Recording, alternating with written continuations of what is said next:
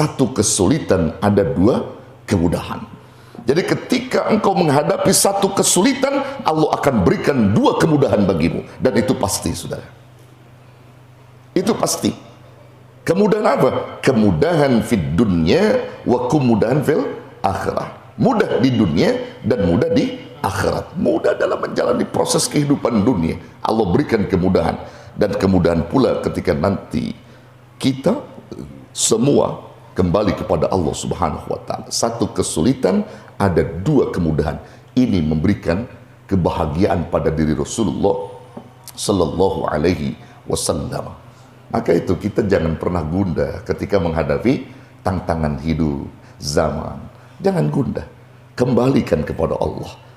Di balik kesulitan ada kemudahan. Yang sulit-sulit dimudahin sama Allah. Kalau kita mau kembali pada Allah. Karena Allah yang menurunkan kesulitan dan Allah juga yang menurunkan kemudahan. Begitu sudah. Makanya Rasulullah dapat menaklukkan kota Mekah. Fathul Mekah. Ketika Rasulullah hijrah ke Madinah, kembali lagi ke Mekah untuk menaklukkan kota Mekah. Dan Rasul yakin Allah yang memberikan kemenangan itu.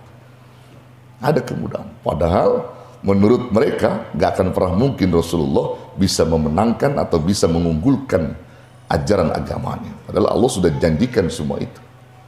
Ya, sudah janjikan. Bahkan dibaca, saudara. Ayat ini membuktikan sejarah gemilang Rasulullah dalam menegakkan kalimat tauhid, dalam menegakkan agama Allah.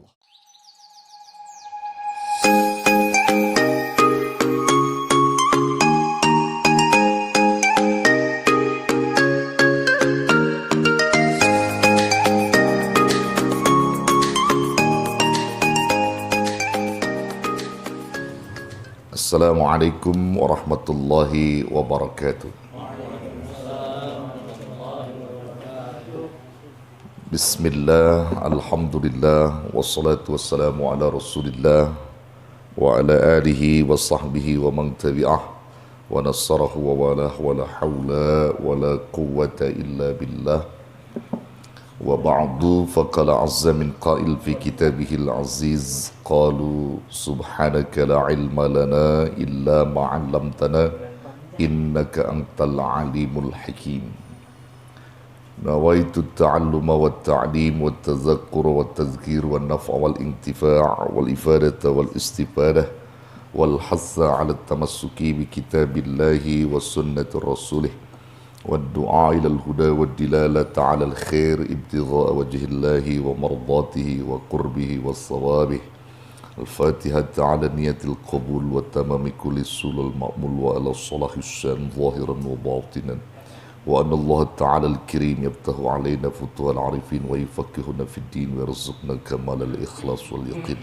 ثم إلى أرواح العلماء العاملين والمصنفين المخلصين والمجاهدين الطاهرين في سبيل الله رب العالمين وجميع الملائكة المقربين. ثم إلى خصوصا المؤلف الكتاب للإمام أبي الفداء الحافظ ابن كثير الدمشقي بأن الله يتغشاهم بالرحمة والمغفرة وأن الله تعالى يقبل الجميع ويسلس عن الجميع ويعفو عن الجميع وعلى نية جالبة لكل خير جانبة لكل شر حاصلة لكل مقصود دافعة لكل بلاء. وإلى حضرة النبي محمد صلى الله عليه وسلم الفاتحة. أعوذ بالله من الشيطان الرجيم. بسم الله الرحمن الرحيم. الحمد لله رب العالمين الرحمن الرحيم مالك يوم الدين إياك نعبد وإياك نستعين اهدنا الصراط المستقيم صراط الذين أنعمت عليهم غير المغضوب عليهم ولا الضالين آمين. رب اغفر لنا ولوالدينا آمين. Saudara-saudara jamaah Majlis Zikir wa Ta'lim Musalla Al-Barakah yang saya hormati dan muliakan, segenap jajaran pengurus Musalla Al-Barakah yang saya muliakan, dan semua yang hadir pada malam ini, para pencinta ilmu yang insya Allah selalu dirahmati, dimuliakan dan dicintai Allah Jalla Jalaluhu. Kita bersyukur kepada Allah, malam ini kita dipersatukan Allah duduk bersama di majlis Rasulullah sallallahu alaihi wasallam dengan niat yang sama untuk mencari keridhaan Allah dan mendapatkan ilmu yang bermanfaat. Moga apa yang kita niatkan dan kita harapkan segera diijabah oleh Allah Subhanahu wa taala. Dan insya Allah niat-niat lurus kita di majlis ilmu ini akan memberikan keberkahan tersendiri untuk kita, insya Allah. Saudara, kali ini kita akan lanjutkan kajian-kajian kitab kita dalam rutinitas ta'lim, dan kita akan buka malam ini adalah tafsir Ibnu Katsir yang membahas tentang surah Al-Insyirah atau yang kita kenal dengan surah apa? Alam Nasrah.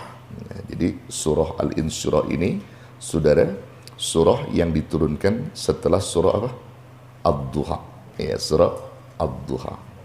Jadi sebelumnya Ad-Duha baru Al-Insyirah. Betul tidak? Ada nggak situ? Ya. Dan Al-Insyirah ini diturunkan oleh Allah adalah memberikan motivasi kepada Rasulullah.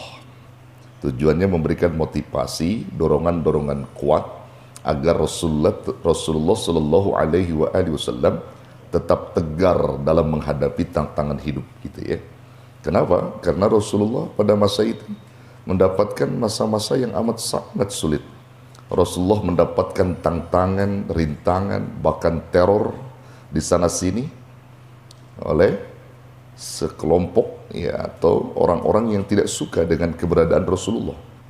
Dalam hal ini adalah orang-orang musyrikin, kafir Quraisy, yang mereka tidak suka dengan keberadaan Rasulullah dalam memperjuangkan dakwah, di mana umat Rasulullah pada saat itu mendapatkan intimidasi, tekanan-tekanan, ancaman-ancaman dari orang-orang yang tidak suka dengan perjuangan Rasulullah. Bahkan umat Rasulullah ketika itu ya dikucilkan oleh mereka, dianggap bahwa umat Rasulullah itu termasuk golongan strata sosial yang rendah.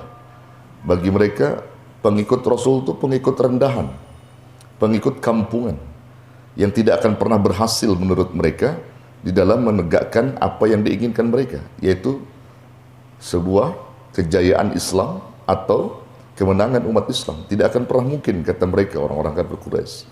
Mengapa? Karena Rasulullah pengikutnya ini strata sosial rendah, direndahkan, disepelekan begitu. Mereka yang punya sekte-sekte atau golongan-golongan yang berdarah biru gitu ya, dari suku-suku yang memiliki suku terpandang dan sebagainya, merasa angkuh dia, mengucilkan Rasulullah. Ya.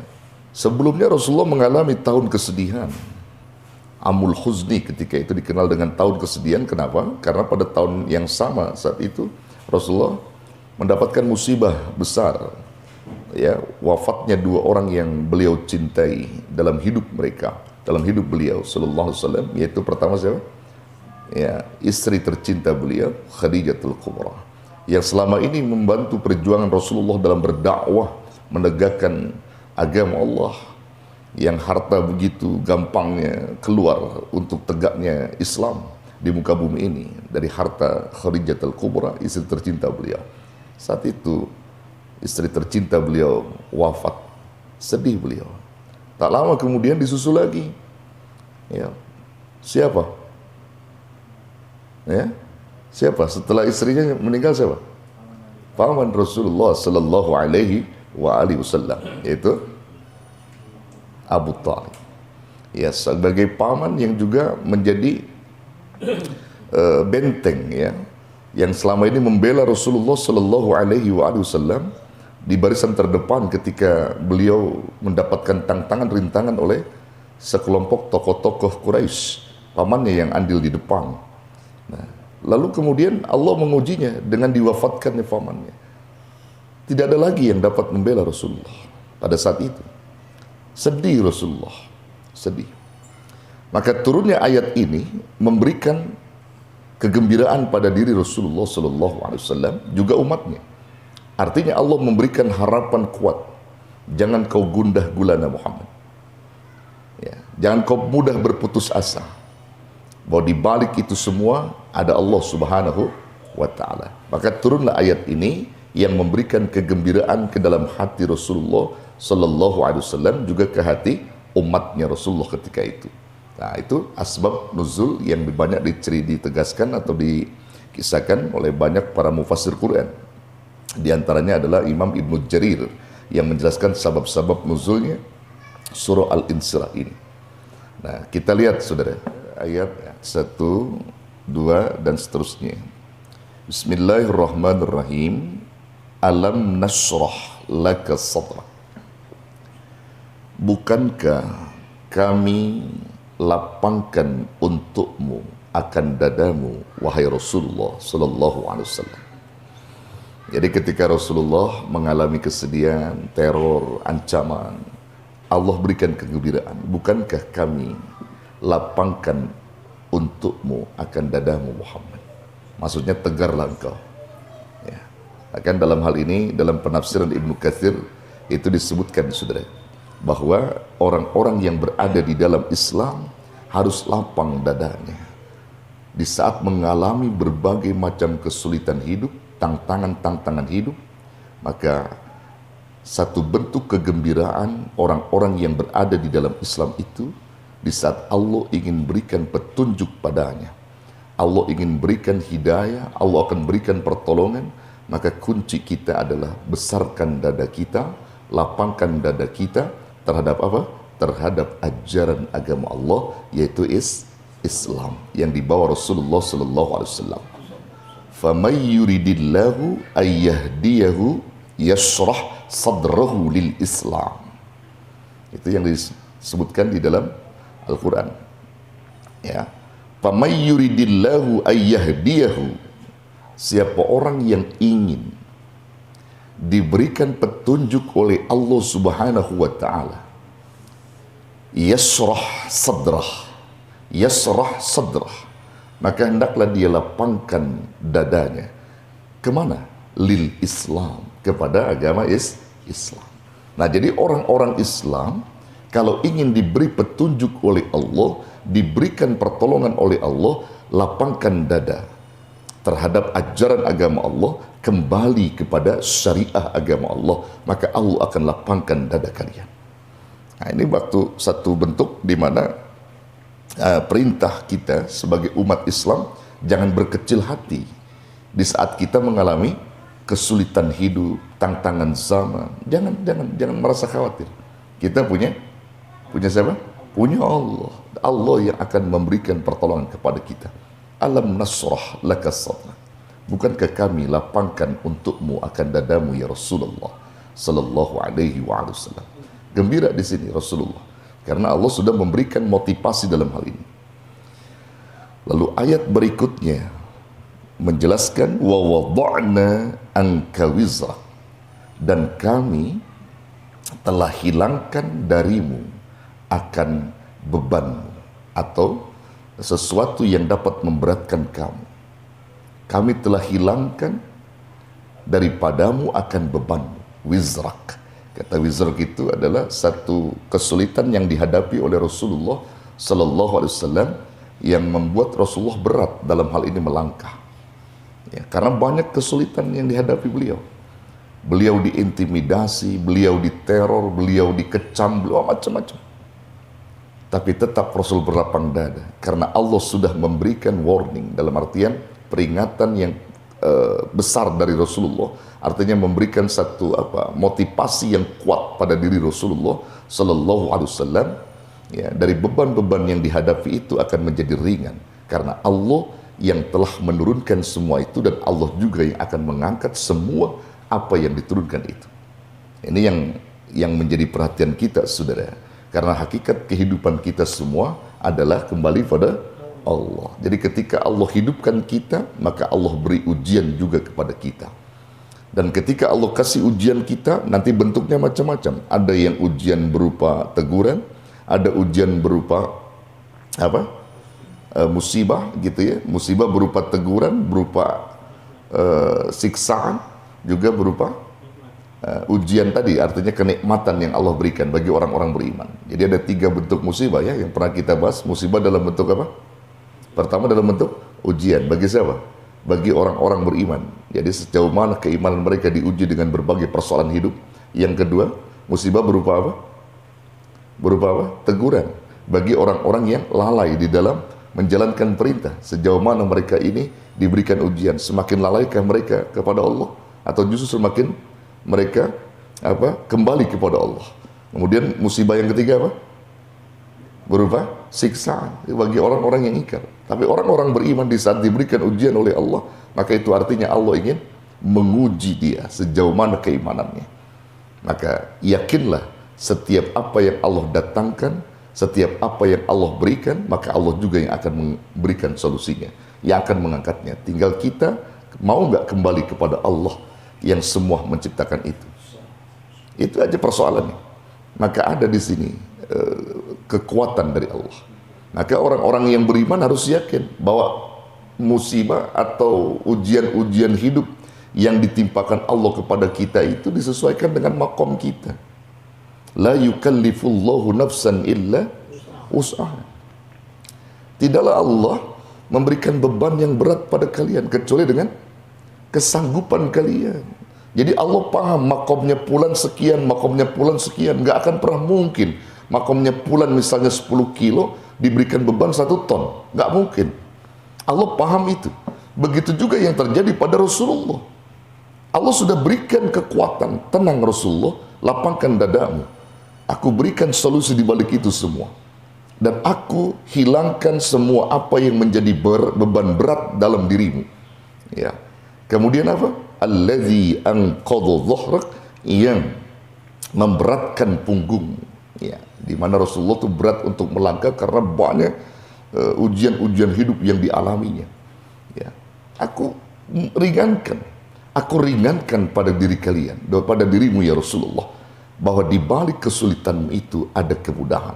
Bahkan yang menarik perhatian kita saudara, sum-sum daripada ayat ini ya, pada ayat yang ke-4 lalu kemudian ke-5 dan ke-6. Ini satu bentuk sum-sum ayat daripada surah Al-Insyirah yang memberikan kekuatan motivasi iman pada diri Rasulullah sallallahu alaihi wasallam.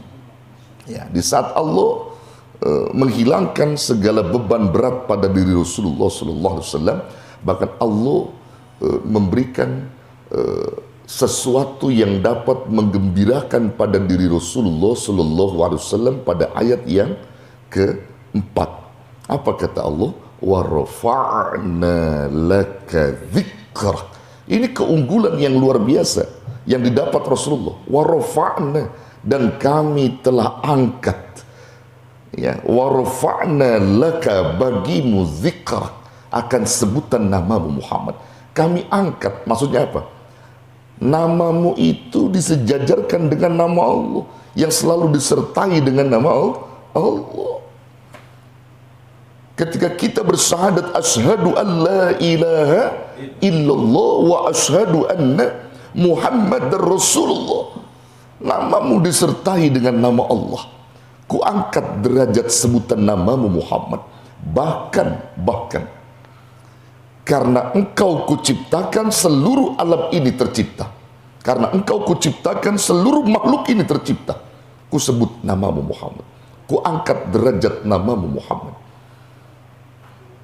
Sehingga Allah bersolawat, berdoa untuk Rasulullah, masyarakat langit, malaikat-malaikat berdoa untukmu, juga orang-orang beriman berdoa untukmu.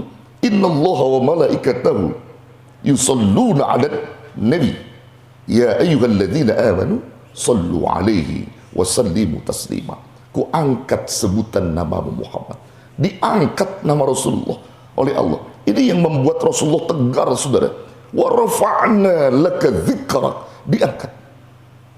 Sehingga gembira Rasulullah. Sehebat apa, sebesar apapun tantangan beliau dalam menghadapi perjuangan gitu, menghadapi hidup untuk menegakkan risalah nubuah, menegakkan agama Allah, Rasul yakin Allah yang akan memberikan semua itu, memberikan kemudahan. Maka ayat berikutnya menunjukkan kebesaran hati Rasulullah sallallahu alaihi wasallam setelah Allah angkat sebutan namanya, kemudian Allah melanjutkan ayat itu kepada Rasulullah, fa inna ma'an usri yusra, dan diulang kembali kalimat yang sama pada ayat berikutnya, inna ma'an usri yusra. Para mufassir Quran membahas dua ayat yang diulang ini dalam redaksi yang sama pada ayat yang dalam surah yang sama, diulang oleh Allah ayat kalimat yang sama, yaitu inna ma'al usri yusra. Dua itu diulang oleh Allah. Ada apa di balik itu? Nah, di sini para mufassir Quran telah membahas itu semua dan perlu dipahami.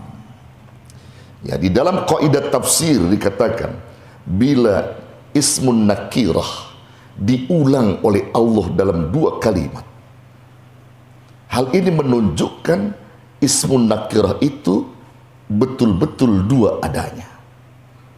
Ismun nakirah itu bila diulang oleh Allah menunjukkan dua-duanya, dan itu menjadikan kemutlakan yang gak bisa dipisahkan dua-duanya. Sementara ismul ma'rifah yang apabila diulang oleh Allah dalam satu kalimat atau dua ayat, itu tetap menunjukkan makna satu. Mana ismun nakirah di situ? Kalimat yusran. Yusran ismun nakirah. Pada ayat sebelumnya, ayat 4, kalimat yusran terjadi di situ. Yusran. Kemudian kalimat yusran berikutnya, kata yusran berikutnya ada pada ayat yang ke-6. Yang kelima disebut yusran, yang ke-6 disebut yusran. Ismun nakirah diulang dua. Kemudian ismul ma'rifah yaitu al-usr. Al-usr juga diulang dua, menunjukkan makna satu. Jadi kalau diartikan satu kesulitan ada dua kemudahan. Jadi ketika engkau menghadapi satu kesulitan, Allah akan berikan dua kemudahan bagimu, dan itu pasti, saudara. Itu pasti. Kemudahan apa? Kemudahan fid dunya wa kemudahan fil akhirah. Mudah di dunia dan mudah di akhirat. Mudah dalam menjalani proses kehidupan dunia, Allah berikan kemudahan, dan kemudahan pula ketika nanti kita semua kembali kepada Allah Subhanahu wa taala. Satu kesulitan ada dua kemudahan. Ini memberikan kebahagiaan pada diri Rasulullah sallallahu alaihi wasallam. Maka itu kita jangan pernah gundah ketika menghadapi tantangan hidup, zaman. Jangan gundah. Kembalikan kepada Allah. Di balik kesulitan ada kemudahan. Yang sulit-sulit dimudahin sama Allah. Kalau kita mau kembali pada Allah. Karena Allah yang menurunkan kesulitan dan Allah juga yang menurunkan kemudahan. Begitu, sudah. Makanya Rasulullah dapat menaklukkan kota Mekah. Fathul Makkah. Ketika Rasulullah hijrah ke Madinah, kembali lagi ke Mekah untuk menaklukkan kota Mekah, dan Rasul yakin Allah yang memberikan kemenangan itu. Ada kemudahan. Padahal menurut mereka gak akan pernah mungkin Rasulullah bisa memenangkan atau bisa mengunggulkan ajaran agamanya. Padahal Allah sudah janjikan semua itu. Sudah janjikan. Bahkan dibaca, saudara, ayat ini membuktikan sejarah gemilang Rasulullah dalam menegakkan kalimat tauhid, dalam menegakkan agama Allah. Dibaca oleh pakar-pakar ilmuwan, baik di dalam Islam maupun di luar Islam. Ketika dibanding dengan tokoh-tokoh sebelum Rasulullah yang memperjuangkan agamanya, memperjuangkan akidahnya, memperjuangkan apa saja diperjuangkan, itu memakan waktu yang cukup lama. Berpuluh-puluh tahun, bahkan beratus-ratus tahun baru bisa gemilang. Makanya Raja Habsah itu bingung dengan Rasulullah. Ya. Kerajaan Romawi pun bingung dengan kepemimpinan Rasulullah. Karena yang beliau hadapi adalah manusia-manusia yang berotot besi. Manusia-manusia yang sulit untuk kembali.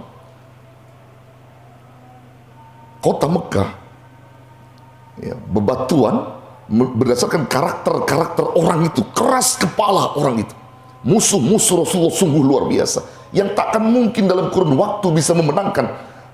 Tetapi dengan izin Allah dan kebesaran hati Rasulullah kepada Allah Subhanahu wa taala, cukup 23 tahun saja Islam bisa dikenal di seluruh jagat raya.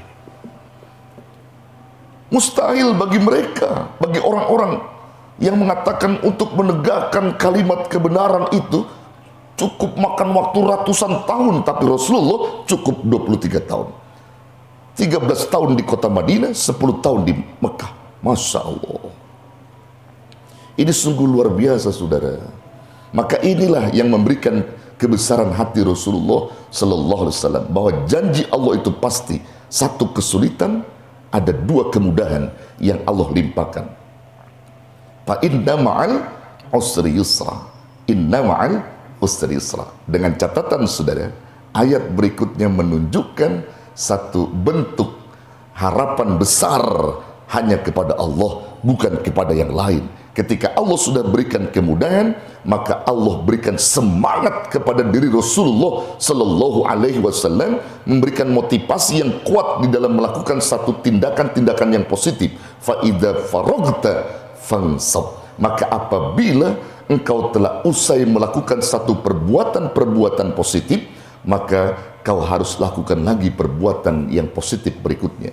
Kau lakukan lagi perbuatan berikutnya yang mendatangkan keridhaan Allah Subhanahu wa taala. Jadi jangan putus asa. Jadi kalau kamu sudah berbuat di situ, jangan kendor lagi.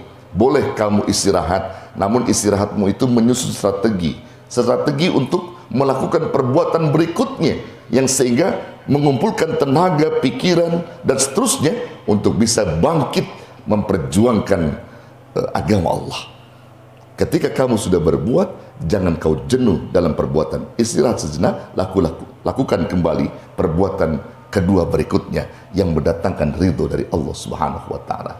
Tapi ingat, setiap apa yang kau lakukan, setiap apa yang kau perbuat itu, kau harus kembalikan harapan mutlak itu semua hanya kepada Allah, bukan kepada yang lain. Maka ayat berikutnya sebagai ayat penutup, ayat terakhir, wa ila rabbika farghab, dan kepada Tuhanmu lah engkau berharap. Engkau berharap bukan kepada yang lain, kepada Allah. Ini juga yang menjadi catatan khusus untuk kita, saudara. Kalau kita meminta dan memohon pertolongan, jangan kepada makhluk, tapi mohon dan mintalah kepada Allah. Begitu yang dipesankan Rasulullah kepada Abdullah ibnu Umar. Dikatakan Rasulullah, ya Abdullah ibnu Umar, wahai Abdullah ibnu Umar, idza sa'alta fas'alillah. Apabila engkau memohon, meminta kepada Allah, ingin meminta sesuatu, maka mintalah kepada Allah. Apabila engkau ingin meminta, mintalah kepada Allah. Wa idza sta'anta fasta'in billah. Dan apabila engkau ingin memohon pertolongan, mohon pertolonganlah kepada Allah. Maka disitulah akan sempurna sikapmu dan perbuatanmu, dan akan mendatangkan ridho dari Allah Subhanahu wa ta'ala. Saudara, coba kita lihat. Bisa antum pahami ayat ini? Bisa? Ya. Jadi sesulit apapun kehidupan kita, mendapat tekanan apapun dalam kehidupan kita ini, kita punya Allah, dan Allah akan memberikan jalan keluar di balik segala kesulitan-kesulitan hidup kita, di balik segala tantangan-tantangan hidup kita. Maka besarkan hatimu, besarkan dadamu, lapangkan dadamu kepada Allah. Allah akan datangkan kelapangan dalam hatimu. Besarkan. Jadi intinya begitu, saudara. Kalau antum diuji susah oleh Allah, lapang saja dada. Hari ini kau tidak makan, alhamdulillah. Besok kau tidak makan, alhamdulillah. Seminggu kau tidak makan, alhamdulillah. Sebulan kau tidak makan, alhamdulillah. Setahun kau tidak makan, mati, saudara. Ya. Tapi ada harapan-harapan semua. Allah nggak akan pernah membiarkan hambanya yang sudah dekat dengan dia. Allah tidak akan pernah tinggalkan hamba yang dekat dengan Allah Subhanahu wa taala. Ayat ini memberikan dorongan besar pada diri Rasulullah dan umatnya agar selalu hidup memiliki niat yang tulus, bahkan harapan besar kepada Allah Subhanahu wa taala. Nah, ini sebenarnya banyak nanti hadis yang disebutkan dalam tafsir ini, tetapi karena waktu juga yang memisahkan kita, nanti kita akan lanjut pada pertemuan berikutnya insya Allah. Dan ini menjadi catatan sekali lagi saudara, bahwa ayat ini memberikan peluang kepada kita sebagai umat Islam agar selalu berbesar hati dan berlapang dada di saat kita diuji dengan berbagai macam ujian. Maka Allah lah yang akan menghilangkan semua itu, termasuk ujian apa saudara? COVID-19 yang saat ini belum juga hilang, yang saat ini juga masih melanda di negeri kita. Ini harus ada kesabaran dan jiwa besar. Kita terus kembali kepada Allah Subhanahu wa taala. Jangan keluhkan, jangan marah, kita terus berdoa pada Allah. Yakinlah di balik kesabaran dan doa kita itu, Allah akan angkat semua yang menjadi musibah-musibah di muka bumi ini, insya Allah. Wallahu a'lam bissawab. Ini saja yang dapat disampaikan, mudah-mudahan ada manfaat dan berkahnya. Kurang lebih mohon maaf. Hadanallahu wa iyyakum ajmain. Wallahu muwaffiq ila aqwamit thoriq. Wassalamualaikum warahmatullahi wabarakatuh.